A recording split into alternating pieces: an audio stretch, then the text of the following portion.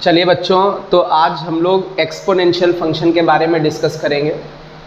Generally हम लोग कहते हैं किसी फंक्शन के बारे में डिस्कस करनी है तो चार बातें डिस्कस करनी होती हैं। एक तो वो दिखता कैसा है, तो जो अपना एक्सपोनेंशियल फंक्शन होता है वो a की पावर x के जैसा दिखता है। कैसा दिखता है? a की पावर x के जैसा।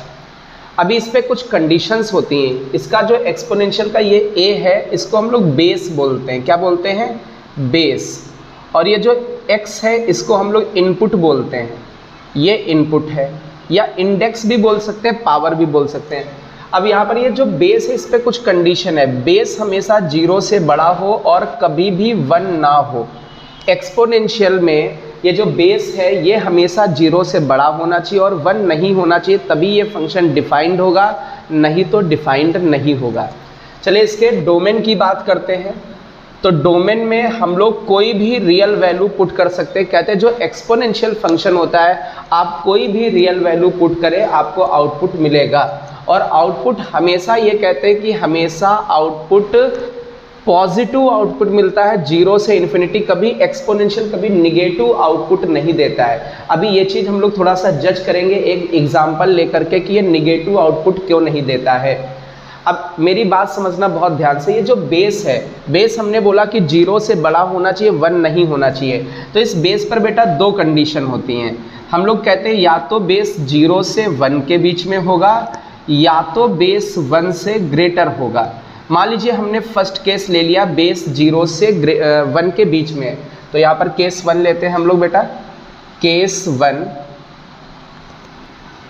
केस 1 हमने माना कि जो बेस है वो 0 से 1 के बीच में है। अच्छा, तो a की वैल्यू 0 से 1 के बीच में, तो थोड़ी देर के लिए हम लोग मान लेते हैं a की वैल्यू 1/2 ले ली हमने।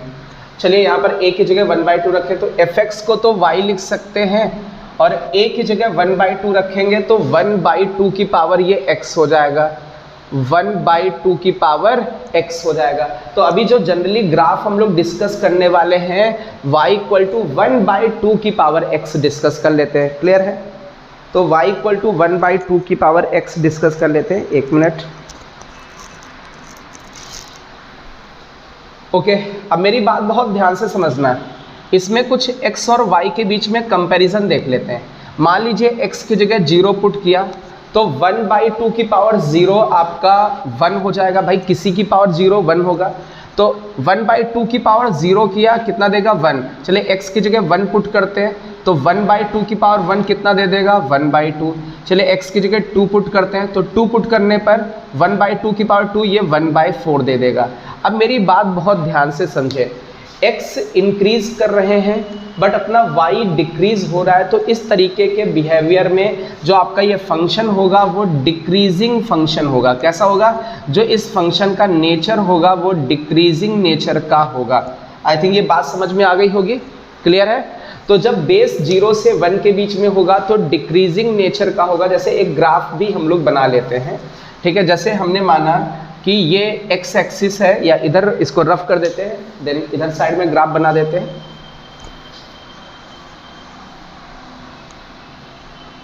जैसे कि हमने माना कि ये x एक्सिस है, ये y एक्सिस है।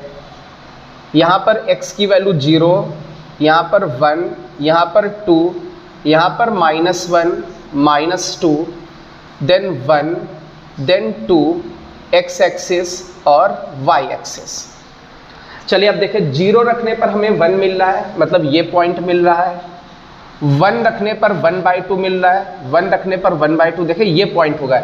इसके सामने x की वैल्यू तो 1 है लेकिन y की वैल्यू 1/2 है।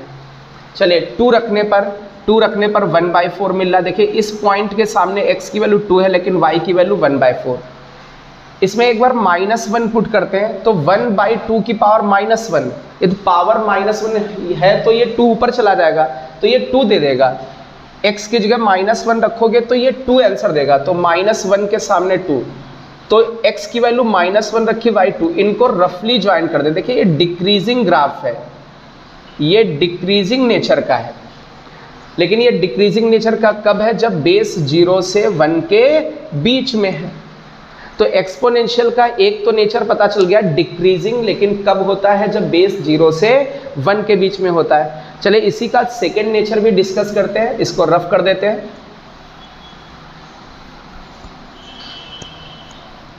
अभी हम लोग केस 2 लेते हैं। अब केस 2 में क्या है?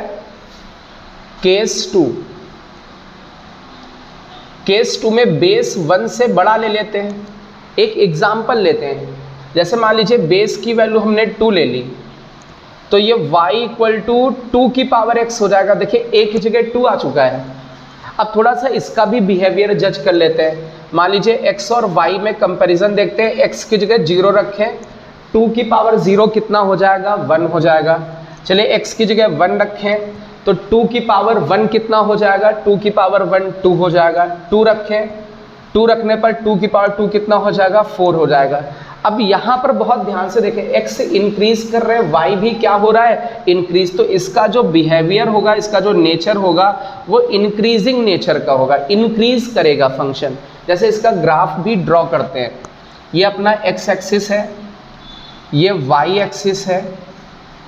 x की value 0 1 2 3 -1 -2 1 2 3 4 y axis, x axis, S और। चलिए 0 रखने पर 1 मिलेगा, 0 रखने पर 1 मिलेगा तो ये पॉइंट मिल जाएगा। 1 रखने पर 2 मिलेगा, 1 के सामने 2 मिलेगा। 2 पुट करने पर 4 मिलेगा, 2 पुट करने पर 4 मिलेगा। चलिए -1 पुट करके देखते हैं। -1, 2 की पावर -1, ये 1/2 देगा। भाई 2 की पावर -1 होगा तो 1/2 देगा। तो x की जगह -1 पुट करने पर 1/2 देगा। अब इन्हीं पॉइंट्स को रफली ज्वाइन कर दें। इनको रफली ज्वाइन करोगे तो ये इंक्रीजिंग ग्राफ दे रहा है। ये इंक्रीजिंग ग्राफ कब दे रहा है? जब बेस आपका 1 से बड़ा है। यदि बेस 1 से बड़ा है तो ये ऐसा इंक्रीजिंग ग्राफ देगा। तो अब मेरी बात ये समझना बहुत ध्यान से, एक्सपोनेंशियल के डुअल नेचर होते हैं। वो डिपेंड करता है बेस पे। यदि बेस 0 से 1 के बीच में तो ग्राफ डिक्रीजिंग होगा, और यदि बेस 1 से ग्रेटर है तो ग्राफ इंक्रीजिंग होगा। जैसे कुछ और हम लोग ग्राफ डिस्कस करते हैं।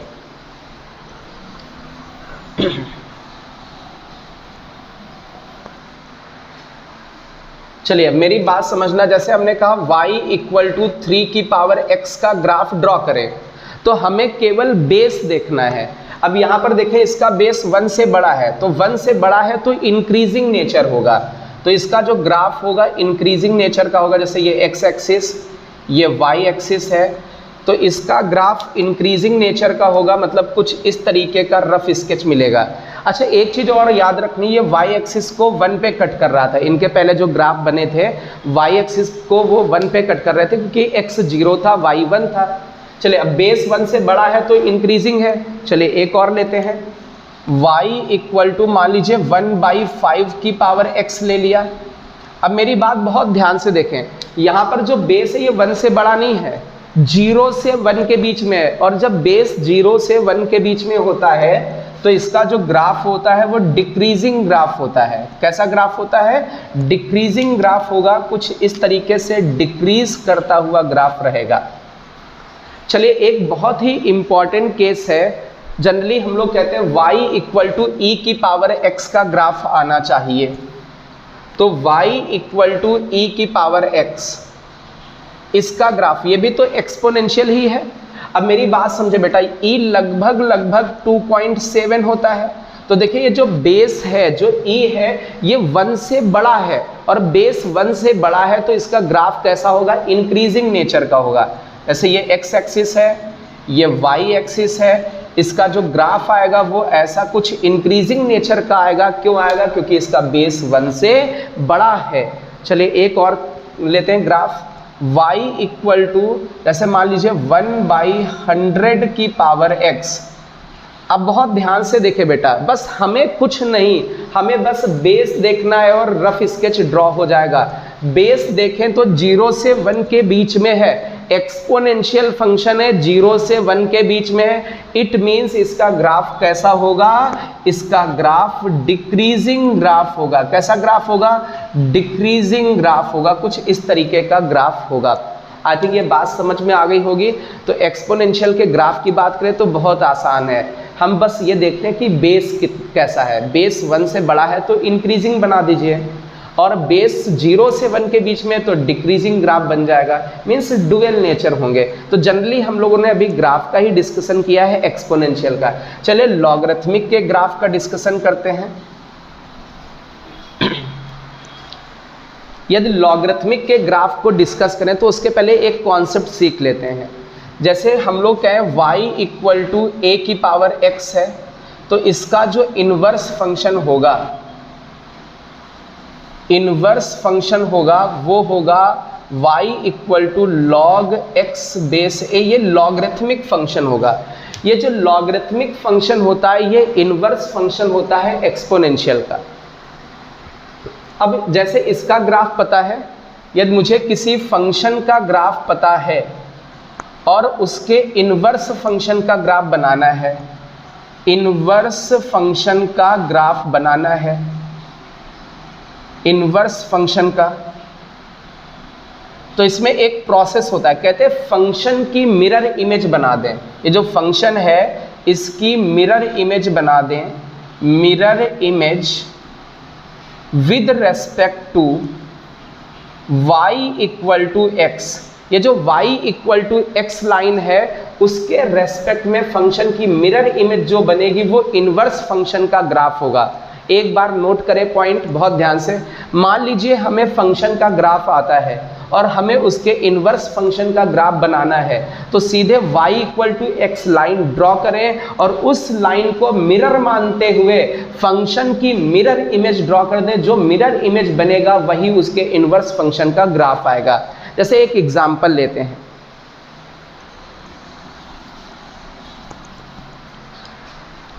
इसमें भी दो केस लेते हैं। केस 1, माना कि बेस 0 से 1 के बीच में है। बेटा यदि बेस 0 से 1 के बीच में तो एक्सपोनेंशियल का जो ग्राफ होगा वो डिक्रीजिंग ग्राफ होगा।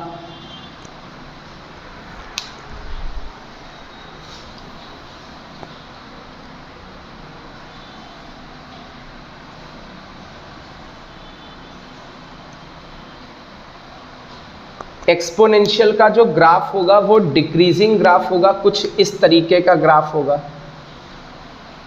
ये ग्राफ है आपका y इक्वल टू a की पावर x का, यदि डिक्रीजिंग फंक्शन है तो। चलिए वही केस 2 लेते हैं। केस 2 बेस 1 से बड़ा ले लेते हैं, और यदि बेस 1 से बड़ा है तो जनरली जो एक्सपोनेंशियल का ग्राफ होगा, एक्सपोनेंशियल का ग्राफ वो इंक्रीजिंग नेचर का होगा, कुछ इस तरीके का इंक्रीजिंग नेचर का होगा। ये y इक्वल टू a की पावर x एक्सपोनेंशियल का ग्राफ है। ये दो बिहेवियर हैं एक्सपोनेंशियल के। अब मेरी बात समझें, हम लोग क्या करने वाले हैं, ये फंक्शन है एक्सपोनेंशियल, हम इसकी मिरर इमेज बनाना चाहते हैं y इक्वल टू x में। तो हमने एक काम किया, y equal to x line draw की। तो ये जो y equal to x line होती है वो ये लाइन होती है जो ओरिजिन से पास होती है, x एक्सिस से 40 डिग्री 45 डिग्री बनाती है। तो ये y equal to x line दिख रही होगी। इस y equal to x line को मिरर मान लेते हैं। ये मिरर मानते हुए ये जो आपका एक्सपोनेंशियल फंक्शन का ग्राफ है उसका मिरर इमेज बनाते हैं। तो इसका जो मिरर इमेज है, इसका मिरर इमेज ये कुछ इस तरीके का मिरर इमेज बनेगा। देख लीजिए, ये मिरर है y इक्वल टू x, ये ऑब्जेक्ट है तो यही तो इमेज बनेगी। तो ये जो रेड ग्राफ बनेगा ये ग्राफ आएगा log x बेस a का। लेकिन ये कब होगा, जब बेस 1 से बड़ा होगा। तो अब मेरी बात समझें बहुत ध्यान, बेस 1 से बड़ा है तो लॉगरिथमिक का ग्राफ भी इंक्रीजिंग ग्राफ होता है। बेस 1 से बड़ा है तो देखिए लॉगरिथमिक का ग्राफ इंक्रीज कर रहा है। चलिए बेस 0 से 1 के बीच में है तो इस केस में हम लोग y equal to x line draw करते हैं। ये y equal to x line हमने ड्रॉ की। अब इस y equal to x line को मिरर मानते हुए इसकी मिरर इमेज बनाते हैं। अब मेरी बात समझना बेटा, इस वाले की जो मिरर इमेज आएगी ये कुछ इस तरीके की ये मिरर इमेज आएगी। देखे भाई बहुत ध्यान से, यदि हम इतना पोर्शन ब्लू पोर्शन इसकी मिरर इमेज बनाने की कोशिश करें तो इसकी जो मिरर इमेज बनेगी इसके उधर बनेगी और ये पोर्शन बनेगा, और ये जो आपका ब्लू है एक्सपोनेंशियल वाला, इसकी मिरर इमेज बनाने की बात करें तो इसकी जो मिरर इमेज बनेगी वो आपकी कुछ ये मिरर इमेज बनेगी। भाई ऑब्जेक्ट उस साइड है तो इमेज इस साइड बनेगी। क्लियर है? तो आई थिंक ये बात समझ में आ गई होगी। अब देखें जब बेस 0 से 1 के बीच में है तो इसका जो रेड वाला ये ग्राफ है लॉगरिथमिक का ग्राफ है, रेड वाला ये लॉगरिथमिक का ग्राफ है, log x बेस a का ग्राफ है। और कब है? जब बेस 0 से 1 के बीच में। यदि बेस 0 से 1 के बीच में तो ग्राफ डिक्रीजिंग होगा, और यदि बेस 1 से बड़ा है तो ग्राफ कैसा होगा? इंक्रीजिंग ग्राफ होगा। आई थिंक ये बात समझ में आ गई होगी। क्लियर है? तो ये लॉगरिथमिक के अपने ग्राफ बन गए। ठीक है, एक ग्राफ इंक्रीजिंग है, बेस पे डिपेंड कर रहा है, एक ग्राफ डिक्रीजिंग है, वो भी बेस पे। इंक्रीजिंग कब होगा? जब बेस 1 से बड़ा होगा। डिक्रीजिंग कब होगा? जब बेस 0 से 1 के बीच में होगा। तो चलिए इनके और ग्राफ हम लोग बना लेते हैं।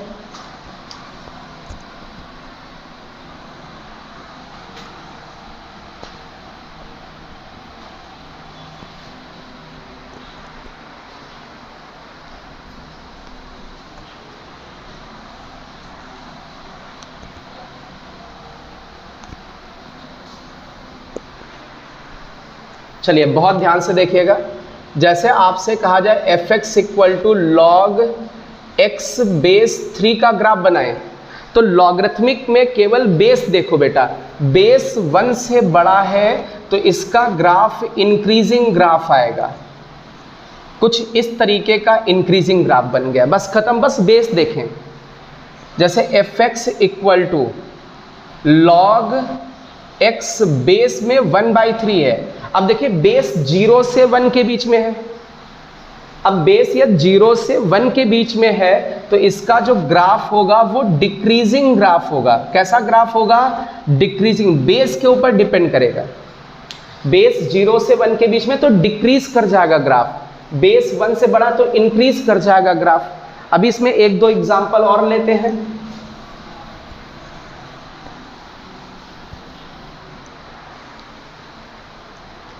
y इक्वल टू, ये सबसे इंपॉर्टेंट ग्राफ है, log x बेस e, ये फेमस लॉगरिथमिक फंक्शन है। अब यहां पर देखें तो बेस 2.7 है, मींस 1 से बड़ा है, तो इसका जो ग्राफ होगा log x बेस e का, ये आपका इंक्रीजिंग ग्राफ होगा, x एक्सिस को 1 पे कट करेगा। क्लियर है? जैसे एक और ग्राफ ले लें, y equal to log x base में 1/8 है। अब देख बेस 1 से बड़ा नहीं है, 0 से 1 के बीच में, तो इस लॉगरिथमिक का जो ग्राफ आएगा वो डिक्रीजिंग ग्राफ आएगा, क्योंकि ये बेस के ऊपर डिपेंड कर रहा है। बेस 0 से 1 के बीच में तो डिक्रीजिंग आएगा, x एक्सिस को 1 पे कट करेगा। आई थिंक ये बात समझ में आ गई होगी। तो अभी हम लोगों ने लॉगरिथमिक फंक्शन और एक्सपोनेंशियल फंक्शन के ग्राफ डिस्कस किए।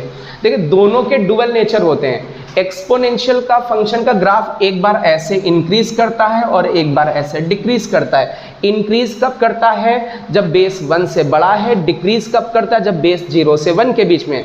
सिमिलरली लॉगरिथमिक में भी दो बिहेवियर होते हैं, या तो ग्राफ इंक्रीज करेगा लॉग का, या तो डिक्रीज करेगा। इंक्रीज कब करेगा? जब बेस 1 से बड़ा होगा। डिक्रीज कब करेगा? जब बेस 0 से 1 के बीच में होगा। तो लॉगरिथमिक के ग्राफ बहुत ही आसान है, बस बेस देखें और ग्राफ ड्रॉ कर दें, या तो इंक्रीजिंग होगा या डिक्रीजिंग होगा। सिमिलरली एक्सपोनेंशियल में भी बेस देखें और ग्राफ ड्रॉ कर दें। क्लियर है? तो चलिए बेटा